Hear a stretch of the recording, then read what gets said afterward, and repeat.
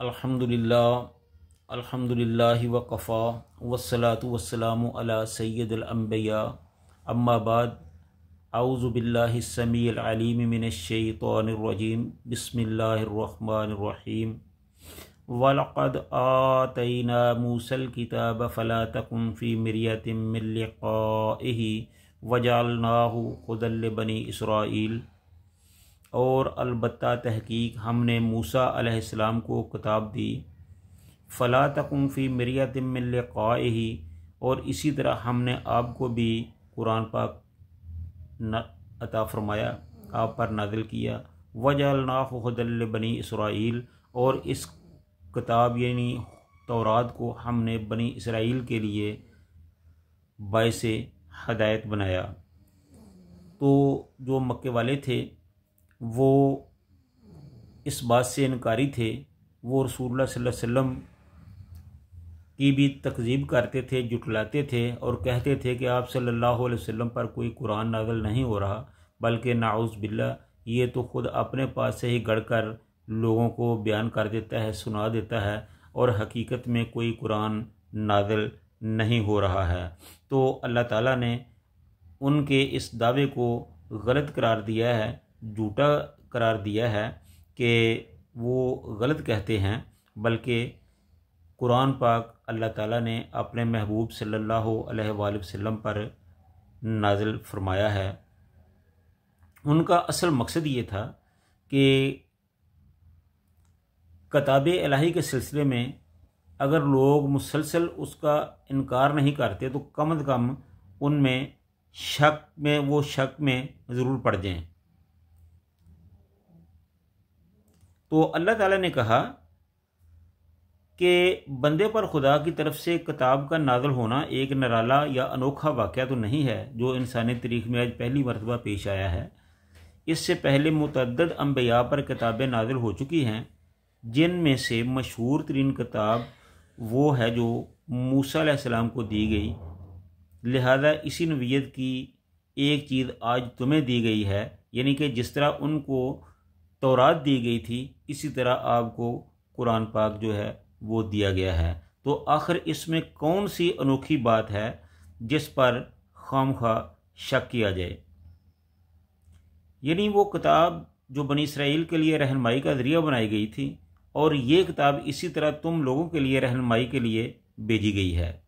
یعنی ان کے لیے تورات تھی اور آپ کے لیے قرآن ہے، اور تورات تو صرف بنی اسرائیل کے لیے تھی، اور جو قرآن ہے یہ ساری کائنات کی رہنمائی کے لیے بھیجا گیا ہے۔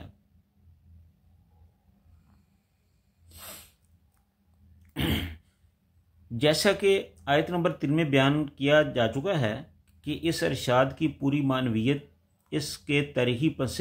منظر کو نگاہ میں رکھنے سے ہی سمجھ میں آ سکتی ہے۔ یہ بات تاریخ سے ثابت ہے، اور کفار مکہ بھی اس سے ناواقف نہیں تھے کہ بنی اسرائیل کئی صدیوں تک مصر میں انتہائی ذلت و نکبت کی زندگی بسر کر رہے تھے۔ اس حالت میں اللہ تعالیٰ نے ان کے درمیان موسیٰ کو پیدا کیا، ان کے ذریعے اس قوم کو غلامی کی حالت سے نکالا، اور پھر ان پر کتاب نازل کی، اور اس کے فیض سے ہی وہ دبی اور پسی ہوئی قوم ہدایت پا کر دنیا میں ایک نامور قوم بن گئی۔ اس تاریخ کی طرف اشارہ کر کے اہل عرب سے فرمایا جا رہا ہے کہ جس طرح بنی اسرائیل کی ہدایت کے لیے وہ کتاب بھیجی گئی تھی اور اس پر عمل کر کے انہوں نے دنیا میں فضیلت حاصل کی تھی، اسی لیے آپ کی طرف بھی قرآن پاک کو بھیجا گیا ہے۔ تو آپ بھی اس پر اگر عمل کریں گے، اس کو اپنائیں گے، تو آپ بھی دنیا جہان میں عزت اور کامرانی کے حقدار بنیں گے۔ تو یہ ایک حقیقت ہے کہ جس طرح بنی اسرائیل تورات پر عمل کر کے دنیا جہاں میں معزز ٹھہرے، اللہ تعالیٰ نے ان کو فضیلتیں دیں، اللہ تعالیٰ نے ان کو شانیں دیں، اللہ تعالیٰ نے ان کو عزتیں دیں، بالکل اسی طرح اللہ تعالیٰ نے جب رسول اللہ صلی اللہ علیہ وآلہ وسلم پر قرآن نازل فرمایا، تو جب مسلمانوں نے اس قرآن پر عمل کیا تو وہ مسلمان جو اپنے علاوہ یعنی اپنے مکے کے علاوہ یا عرب کے علاوہ انہیں دنیا کا کوئی پتہ ہی نہیں تھا، تو ان کو اللہ تعالیٰ نے پوری دنیا کی حکومت عطا فرما دی۔ وہ عرب اور عجم کے مالک بن گئے۔ کیسر و کسریٰ جیسی بڑی بڑی حکومتیں ان کے قدموں میں آ گئیں۔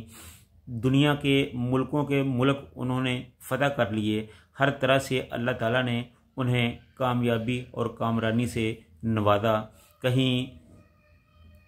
جنگ یرموک لڑی جا رہی ہے، کہیں قادسیہ لڑی جا رہی ہے، کہیں روم جیسی عظیم سلطنت کو پاؤں تلے روندا جا رہا ہے، کہیں اس وقت پرشین گورنمنٹ کو، جو اس وقت ایک سپر پاور تھی، ان کو اپنے پاؤں میں مسلا جا رہا ہے۔ تو اس طرح اللہ تعالیٰ نے مسلمانوں کو عزت اور شان و شوکت سے نوازا، اور یہی نسخہ قیامت تک کے آنے والے مسلمانوں کے لیے بتا دیا گیا ہے کہ مسلمان اگر قرآن کے ابدی اصولوں پر عمل کریں تو یہ ہمیشہ ہمیشہ کے لیے ساری دنیا پر حکمرانی کا حق رکھتے ہیں، حکمرانی کر سکتے ہیں۔ لیکن اگر انہوں نے اللہ کی اس کتاب سے انکار کیا،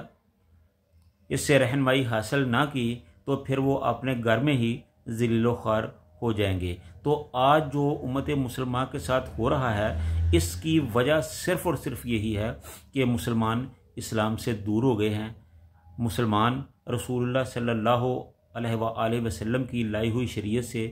دور ہو گئے ہیں، مسلمانوں نے قرآن کو چھوڑ دیا ہے۔ اگر آج بھی مسلمان اسی طرح قرآن پر عمل کریں جس طرح حضرت ابوبکر صدیق رضی اللہ تعالی عنہ نے کیا تھا، جس طرح حضرت سیدنا فاروق اعظم رضی اللہ تعالی عنہ نے کیا تھا، جس طرح حضرت عثمان اور حضرت علی رضی اللہ تعالی عنہ نے کیا تھا، جس طرح 1.5 لاکھ صحابہ کرام نے قرآن کو اپنا اوڑھنا اور بچھونا بنا لیا تھا، اسی طرح آج بھی اگر مسلمان قرآن کو ہی اپنا سب کچھ بنا لیں تو آج بھی مسلمان معزز ہو سکتے ہیں۔ اسی لیے کسی نے یہ کیا خوب کہا تھا کہ وہ معزز تھے زمانے میں اہل قرآن ہو کر، اور تم خار ہوئے زمانے میں تارک قرآن ہو کر۔ تو آج بھی دنیا آپ کے قدموں کی منتظر ہے، وہ محسوس کرتی ہے کہ اگر مسلمان آج بھی قرآن کا علم لے کر میدان عمل میں آ جائیں تو دنیا کی کوئی طاقت ان کے سامنے ٹھہر نہیں سکتی۔ تو اللہ تعالیٰ سے دعا ہے کہ اللہ تعالیٰ ہمیں قرآن پاک پر عمل کرنے والا بنائے، اور ہم اسی طرح پھر ایک دفعہ عزتوں اور اپنی نشت ثانیہ کے مالک بن جائیں جس طرح پہلے تھے۔ اللہ تعالیٰ ہم سب کو اپنی رحمت سے نوازے۔ وآخر دعوانا ان الحمد للہ رب العالمین۔